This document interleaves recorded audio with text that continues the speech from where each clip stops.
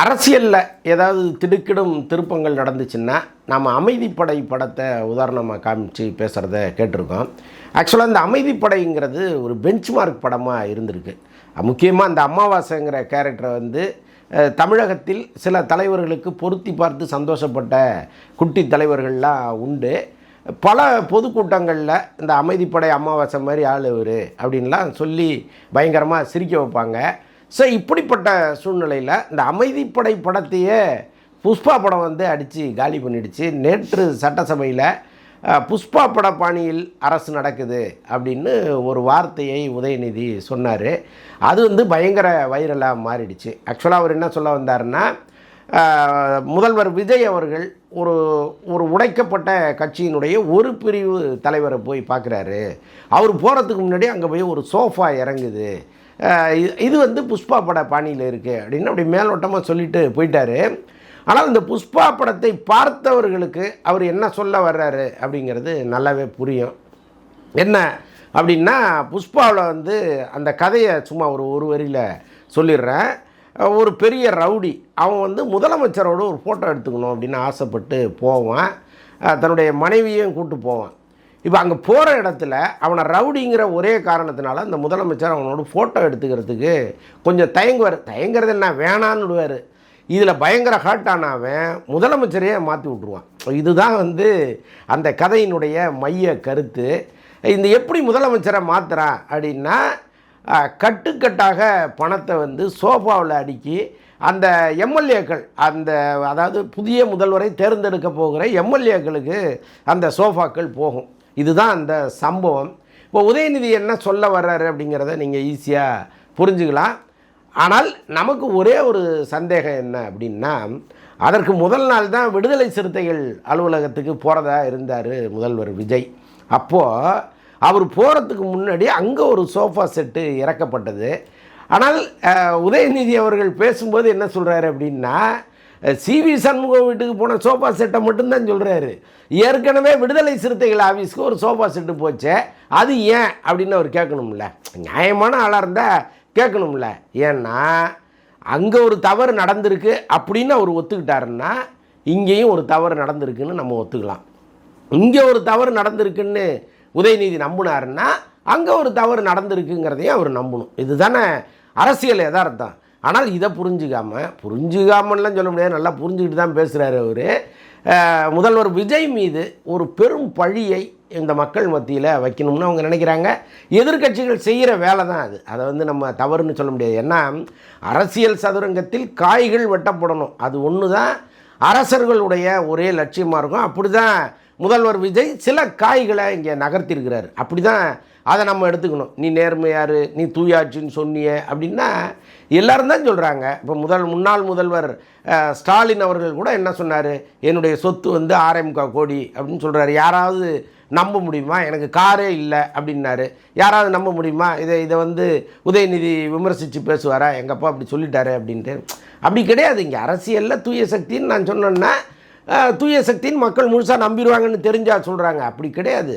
ஒருவரை அந்த வார்த்தை போர் நடக்கும் பொழுது நாம் எவ்வளோ வசீகரமாக பேசுகிறோங்கிறதுக்காக சொல்லப்பட்ட வார்த்தைகள் தான். நீங்கள் தீய சக்தி, நாங்கள் தூய சக்தி அப்படின்னு சொன்னது அது ஒரு காரணம். அது இல்லாமல் அவருக்கு சில லட்சியங்கள் இருக்குது. இந்த நாட்டை லஞ்ச லாவண்யம் இல்லாத ஒரு நாடாக மாற்றணும், ஒரு மாநிலமாக மாற்றணும்னு அவர் நினைக்கிறாரு. ஸோ அதன் காரணமாக சில முன்னெடுப்புகளை அவர் சொல்கிறாரு.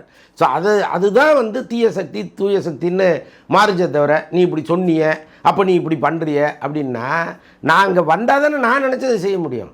அப்போ நான் முதலமைச்சர் சீட்டுக்கே வராமல் நான் சில இங்கே கலகங்களை விளைவிக்காமல் நான் எப்படி அங்கே வர முடியும்? இப்போ திமுக கூட்டணியில் இருந்த விசிக, கம்யூனிஸ்ட்டு, இந்திய யூனியன் முஸ்லீம் லீக்கு இவங்க ஆதரவோடு விஜய் ஆட்சி அமைச்சிருந்தாருன்னா இன்றைக்கி என்ன ஆகிருக்கும்?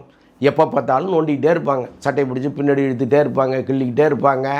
அதற்காக தான் அவர் என்ன பண்ணுறாரு, ஒரு 10 பேருடைய உதவியோடு நாம் ஆட்சி அமைச்சோம்னா இந்த 10 பேருக்கும் வாழ்நாள் முழுக்க நம்ம நன்றி சொல்லிகிட்டே இருக்கணும், அல்லது வாழ்நாள் முழுக்க பதில் சொல்லிகிட்டே இருக்கணும். அவசியமே இல்லையே. இன்றைக்கி மேலும் ஒரு வலுவான கூட்டணியோடு நாம் வந்துட்டோம்னா ஒரு 144 சீட்டு பலத்தோடு இன்றைக்கி வந்து விஜய் உட்காந்துருக்கிறார். இது வந்து ஒரு அறுதி பெரும்பான்மையான ஒரு அரசுங்கிற ஒரு நம்பிக்கையை முதல்ல மக்கள்கிட்ட ஏற்படுத்தும். இப்போ அரையும் குறையுமான ஒரு அரசாக இருக்குதுன்னு வைங்களேன், எந்த திட்டத்தையும் முழுமையாக அவங்களால செயல்படுத்தவே முடியாது. அப்போது ஒரு ஸ்ட்ராங்கான அரசு இங்கே வேணும். அதற்காக என்னெல்லாம் இங்கே செய்ய முடியுமோ அதெல்லாம் செய்கிறாங்க. இதெல்லாம் அரசியலில் நாம் ஏற்கனவே பார்த்தது தானே. குதிரை பேரம் நடக்காமல் இருந்திருக்கா? இதுக்கு முன்னாடி இருந்திருக்கா? இந்தியா முழுக்க பாருங்கள், எந்த மாநிலத்திலேயாவது குதிரை பேரம் இந்த மாதிரி சுச்சுவேஷன் வரும்போது நடக்காத ஒரு மாநிலத்தை சொல்லுங்களேன். அப்போ நாங்கள் மட்டும் என்ன அவ்வளவு தூய்மையாக இருக்கணும்னு என்னன்னு கேட்குறேன் நான்.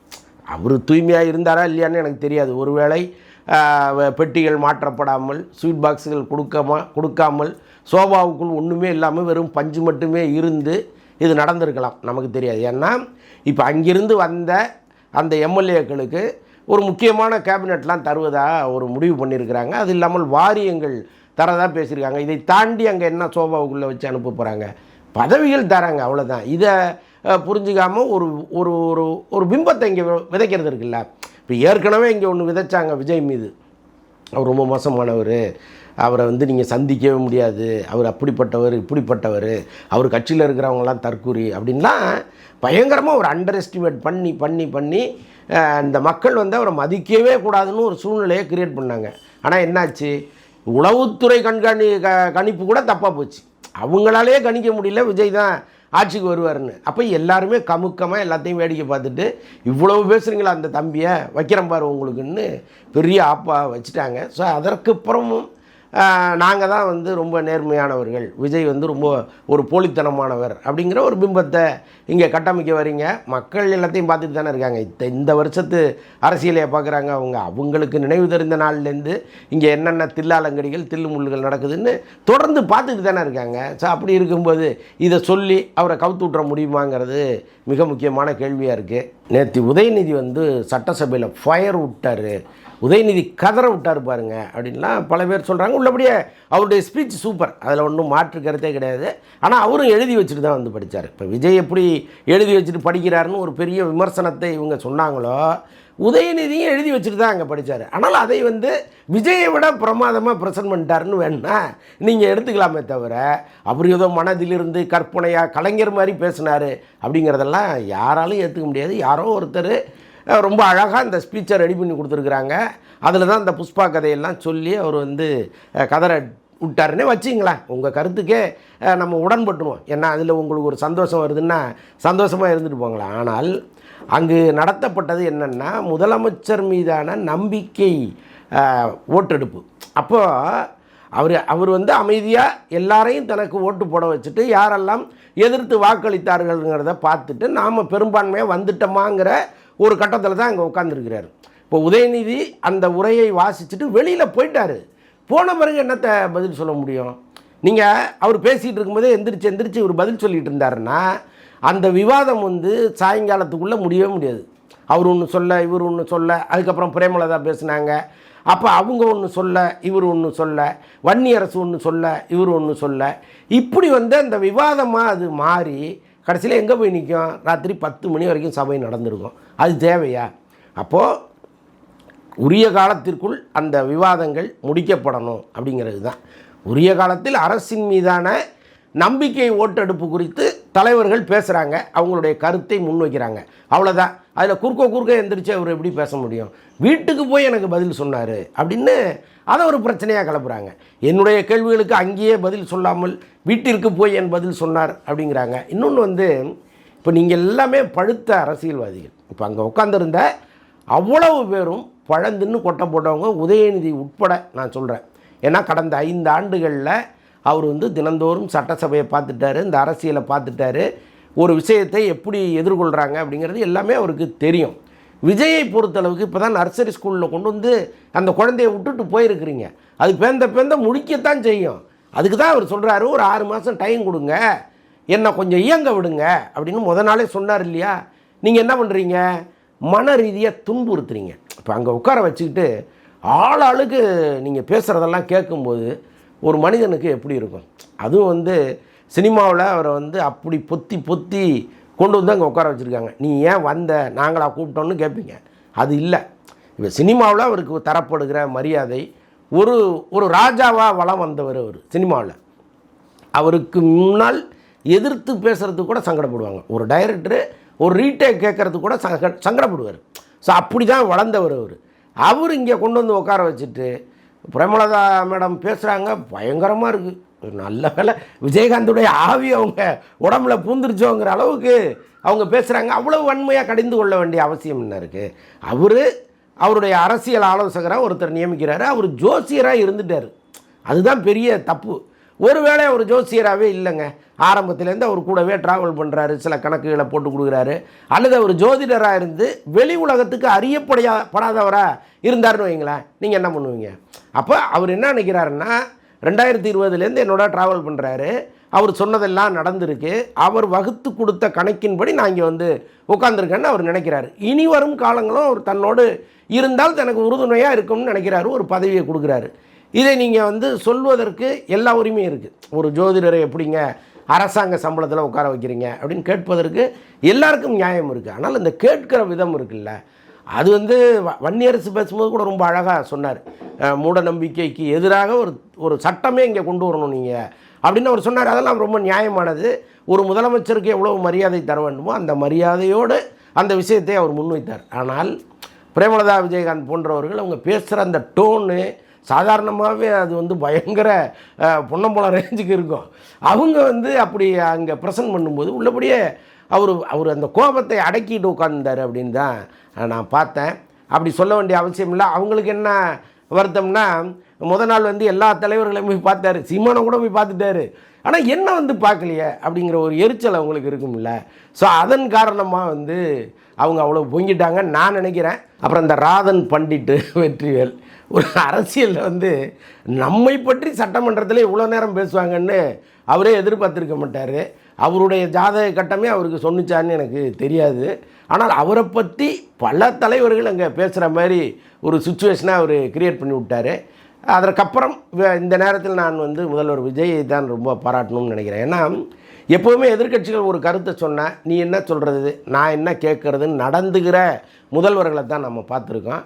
ஆனால் இவர் எதிர்க்கட்சிகள் சொல்வதை கருத்தில் கேட்குறார்.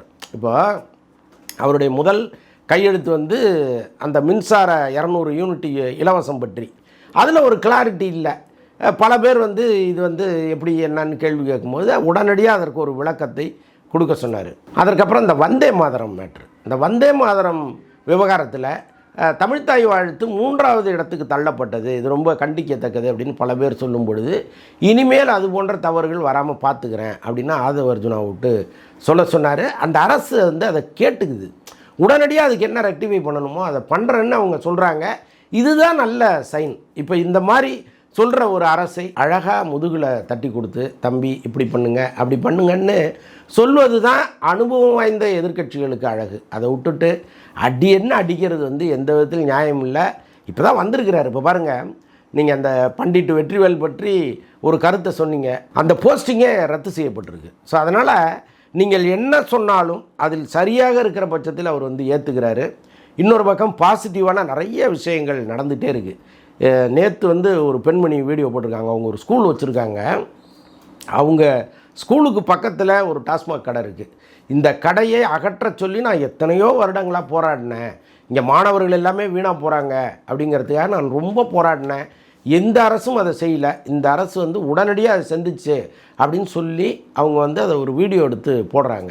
இதுமாதிரி பல ஊர்களில் இந்த கடை அடைக்கப்பட்டிருக்கு அப்படின்ட்டு அந்தந்த பகுதியை சார்ந்தவர்கள் வீடியோ எடுத்து போடுறாங்க. ஆனால் இவர் அறிவித்த உடனே வந்த கருத்து என்ன தெரியுமா? ஏற்கனவே திமுக ஒரு 500 கடைகளை மூடிச்சு, அதிமுக ஒரு 500 கடைகளை மூடிச்சு. அப்போவே வந்து வழிபாட்டு தலங்கள் அருகிலையும் பள்ளிகள் அருகிலையும் இருக்கக்கூடாதுங்கிறது தான் உத்தரவு அப்படின்னு அவங்க சொல்கிறாங்க. விஜய் இன்னும் புதுசாக போட்டில்லைன்னு உத்தரவு போட்டிங்க, செயல்படுத்துனீங்களா? ஆனால் இங்கே வந்து செயலாகிட்டுருக்கு அப்படிங்கிறது தான் ரொம்ப முக்கியமான விஷயமாக அதை பார்க்கணும். ஸோ இதனால் இப்போ தான் வந்து ஸ்கூலில் வந்து அட்மிஷன் ஆகிருக்கிறாரு குழந்தை. கொஞ்சம் வெயிட் பண்ணுங்கள். ஒரேடி அந்த குழந்தைய மிரட்டி படிக்க விடாமல் பண்ணிடாதீங்க. தயவுசெய்து கேட்குறேன், கொஞ்சம் வெயிட் பண்ணுங்கள். அவர் கேட்ட மாதிரி ஒரு 6 மாதம் வெயிட் பண்ணுங்கள்.